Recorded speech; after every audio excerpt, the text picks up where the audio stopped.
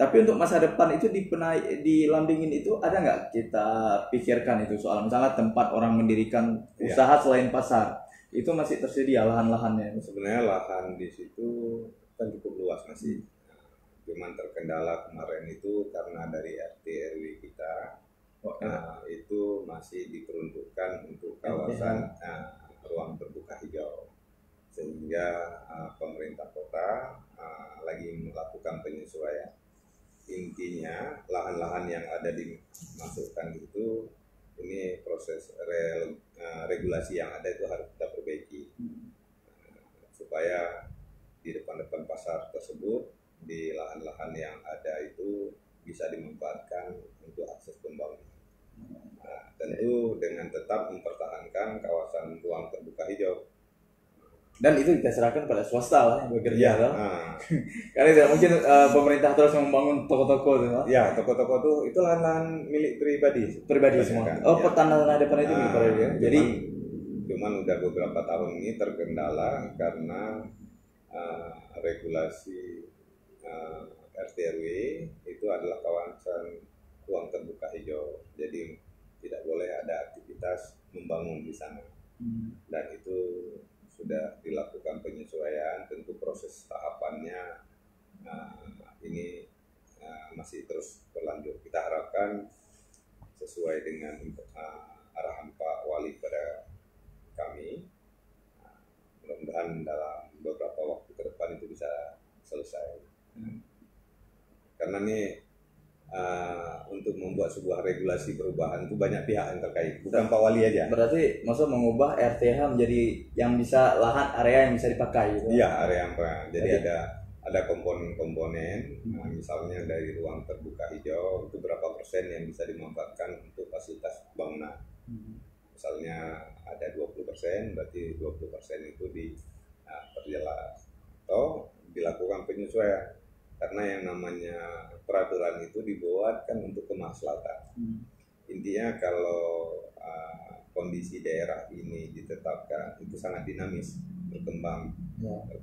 Jadi maka regulasi harus mengikuti, harus dapat disesuaikan dengan kebutuhan lingkungan sendiri, kebutuhan masyarakat sendiri.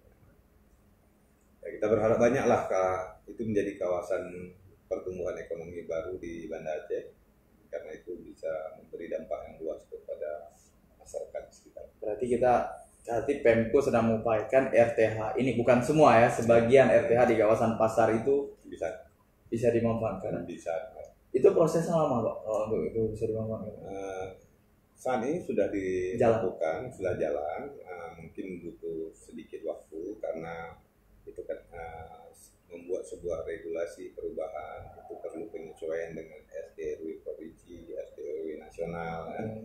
Jadi mungkin kalau di level pemerintah kota ini udah tuntas, tinggal mungkin ada persetujuan gubernur, ada persetujuan Kementerian Agraria nanti, tentu dengan tidak melabrak mekanisme dan aturan yang ada.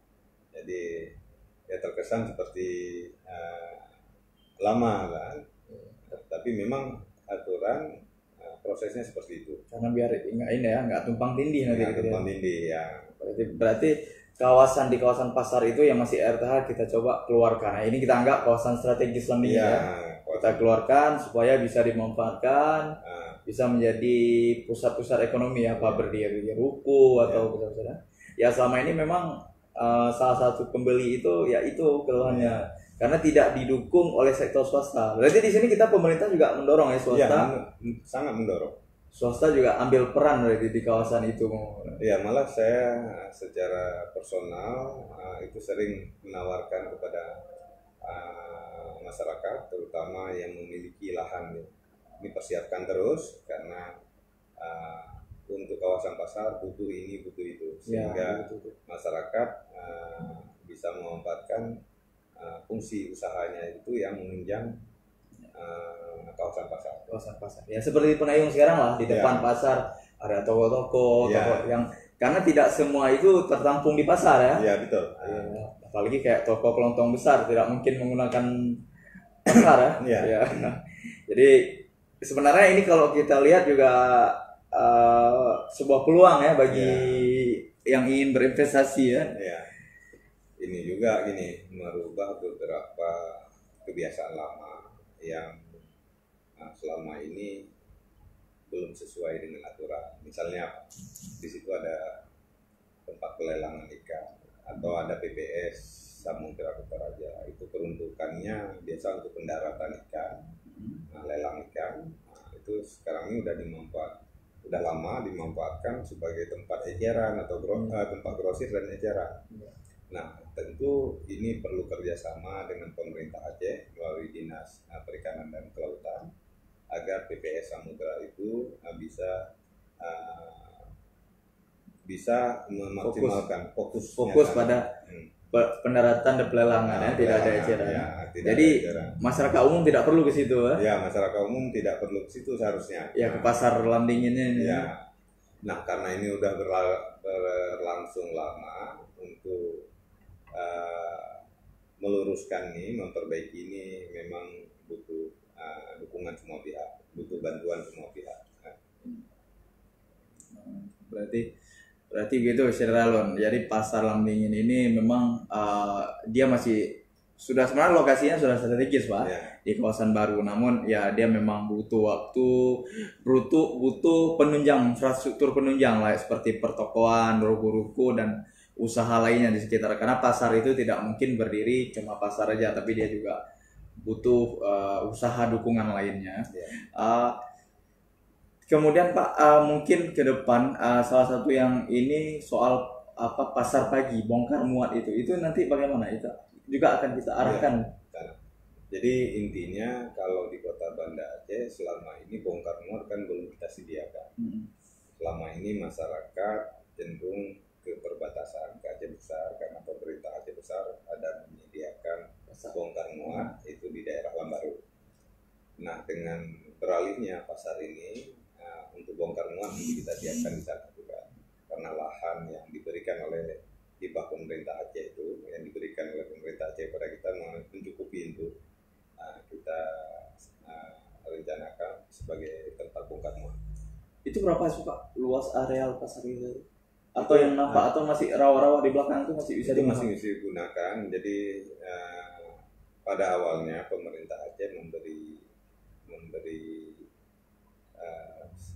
lahan seluas 2 hektar. Nah, tentu 2 hektar itu diharapkan awalnya itu lahan yang cukup luas lah untuk sebuah pasar. Tapi dalam perjalanannya 2 hektar yang kita butuhkan maka belum memadai, karena kita sangat berkeinginan pasar itu tidak bisa masuk dari semua akses. Jadi dari belakang, jadi di belakang pasar itu kita harapkan ada jalan. Jadi siklus atau master plan pasar itu semua terhubung, tidak ada yang di belakang, tidak ada yang di depan. Jadi lebih nyaman lah masyarakat dan pedagang dalam memanfaatkan fasilitas pasar. Jadi gitu posisinya keliling ya, jadi orang bisa masuk dari mana. Jadi pedagang pun tidak ada pedagang yang merasa dia di posisi belakang, posisi depan. Iya betul. Jadi di sisi belakang nanti akan dibangun jalan. Kawan-kawan dari PU sudah mempersiapkan, setelah ditimbun dibangun jalan, sehingga nanti manuver kendaraan atau pengunjung yang datang bisa ini tinggal memilih. Di belakang ada parkir mobil atau parkir roda 2, di depan juga ada. Mau dia butuh ke arah yang mana ya? Iya, arah mana. Kemudian juga parkir pasar, mau di depan pasar daging, depan pasar sayur juga bisa. Iya, nanti memang kita siapkan ke situ. Jadi kita atur roda 2 di mana, termasuk di depan itu kan sudah dibangun, sedang dibangun reservoir. Reservoir itu adalah bangunan bak penampung air untuk PDAM. Itu untuk menampung air untuk kebutuhan kawasan pesisir, terutama di Lampulo, Lambaru Sket, dan di area. Nah, di atas reservoir itu kita siapkan lahan parkir untuk kendaraan roda 2. Oh, di atas berarti nanti akan kita tutup ya reservoir yang sedang dibangun. Ya. Reservoir itu untuk menampung air minum untuk kawasan Lampulo, Lambarusket, Dea Raya. Oh, itu bukan cuma untuk pasar ya? Bukan. Tapi bukan. Jadi juga kita harapkan fasilitas itu bisa pasar terpenuhi, ya masyarakat di kawasan Lampulo, Lamdingin, Dea Raya itu bisa menerima mencukupi kebutuhan airnya. Ya, kalau selama ini mungkin debit yang air minum yang di sana agak lemah, mungkin dengan tersedia reservoir ini sudah mampu mencukupi kebutuhan dari sisi kualitas, kuantitas, semua kan kontinuitasnya sudah bisa terpenuhi 3K. Pak, kita balik ke Pasar Penayung. Ketika pedagang ini sudah dipindah 2 bulan lalu, Pasar Penayung langsung diambil tindakan, dikerjakan. Kan master plan mau dijadikan kawasan kuliner, kemudian langsung dipagar dan dilakukan revitalisasi. Berarti sekarang dengan balik ini bagaimana? Terhenti sementara Pak proses revitalisasi? Iya, karena memang untuk kawasan Penayung itu akan dimulai aktivitasnya itu awal tahun depan. Jadi masih ada waktu lah. Intinya pasar tersebut belum dibongkar karena memang ada proses tahapan mekanisme yang harus diikuti oleh pemerintah kota, baru nanti bisa dilakukan. Saya pikir ini masih ada waktu. Masih ada waktu. Tapi sekarang proses kemarin yang udah dikerjakan berarti dihentikan dulu sementara. Secara administrasi itu jalan terus. Jadi nanti di proses pelaksanaan kita sesuaikan dengan kondisi lapangan. Karena untuk merobohkan atau menyesuaikan bangunan itu tidak terlalu lama dan bisa dilakukan. Penting jangan melanggar aturan.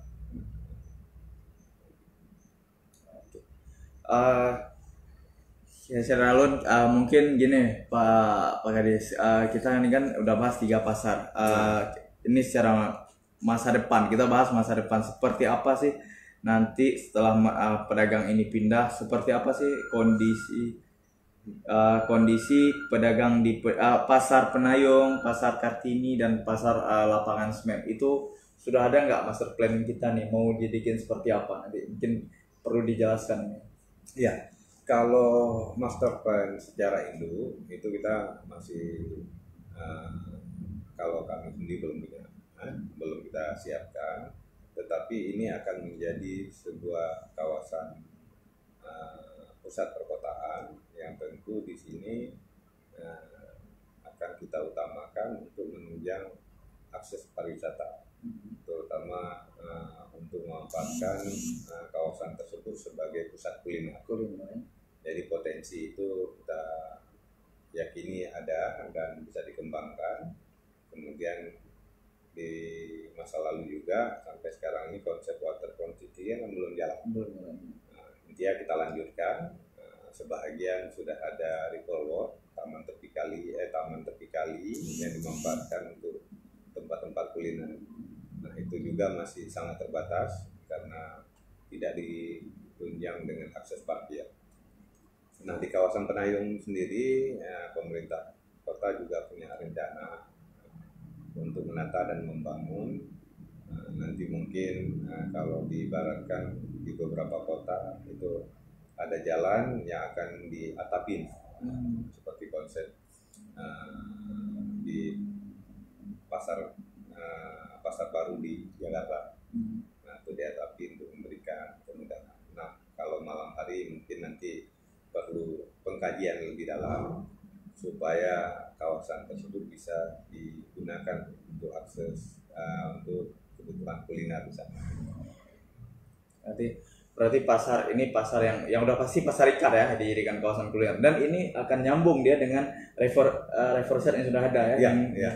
Berarti akan terus ini pengerjaan nanti Pak masih lanjut punya itu program pemerintah pusat atau ini dikelola oleh Pemko Banda Aceh sendiri nih yang pasar ikan, atau memang kita lagi ajukan ke pusat juga? Pembangunannya maksudnya. Yang di mana? Yang pasar ikan Penayu. Ini kan punya pusat nih. Yang Riverside. Yang sudah ada sekarang. Oh ya, yang sudah ada sekarang itu pembangunannya menggunakan sumber anggaran APBN. Tapi ini udah diserah terimakan ke kita. Oke, kita. Nah, jadi itu menjadi aset pemerintah kota, dikelola oleh pemerintah kota.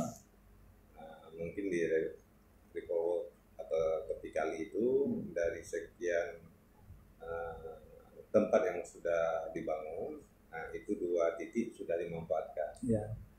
Dimanfaatkan oleh masyarakat untuk sebagai tempat kuliner lah, kafe-kafe di situ. Tapi sebenarnya kalau kemarin itu kita tidak COVID, itu sebenarnya sudah banyak investor dalam yang sudah berminat di situ. Malah mereka sudah menyampaikan konsep-konsep permainan air gitu. Jadi sudah di sungai ya, di sungai ya. Jadi sudah malah ada beberapa investor lokal, boat gitu, boat, jet ski itu kan. Makanya kalau di Malaysia Melaka ya. Iya, Melaka. Tentu ini kita minta dukungan masyarakat, terutama dengan potensi yang kita miliki. Silakan kita berkreativitas, berinovasi. Ini kota kita, kota yang harus menampung semua ide-ide kreatif masyarakatnya. Saya pikir di pemerintahan di bawah pimpinan Pak Aminullah itu sangat terbuka dan menerima masukan-masukan, sehingga ide-ide kreatif, kolaboratif dan inovatif itu bisa kita terapkan. Memang kalimatnya terkesan sederhana, tapi itu pekerjaan butuh energi. Karena ini menyatukan pikir kepala banyak orang ya. Supaya satu konsepnya ini itu yang paling sulit sebenarnya. Jadi kan orang itu juga beda-beda cara berpikir. Jadi logika sederhananya Pak, kalau misalnya begitu kita pindah, kan idealnya begitu pasar ini pindah, seharusnya ini bisa kita manfaatkan terus. Tapi dengan keterbatasan kita itu belum bisa kita lakukan. Saya berharap begitu pasar ini pindah, itu kawasan tersebut langsung kita bisa bangun, kita manfaatkan, terutama akses publiknya, jalan-jalan kita rapi. Jadi ini yang Penayung berarti kalau tahun depan selama mereka pindah memang betul-betul kita kerjakan terus. Iya. Pak Wali melalui dinas-dinas terkait sudah mengusulkan ke kementerian terkait dukungan-dukungan pembiayaan, termasuk untuk membangun infrastruktur pusat kuliner tersebut. Itu kalau kita gambaran pasar ikan ini itu dihancurkan atau memang diubah bentuk nanti itu? Bentuknya masih bentuk pasar yang diubah. Ada sebagian dari hasil uji kelayakan bangunan yang dikeluarkan oleh Dinas PU, itu bangunan memang harus dirubuhkan karena dari beberapa gempa yang ada itu sudah kena ke struktur bangunan. Jadi tidak, kalau kita lihat bangunan sekarang ini kan sepertinya bangunan kokoh, tapi hasil pengujian dari kawan-kawan dari Dinas Teknik itu menghendaki bangunan tersebut dirubuhkan karena memang ada komponen struktur utama bangunan yang sudah tidak layak lagi.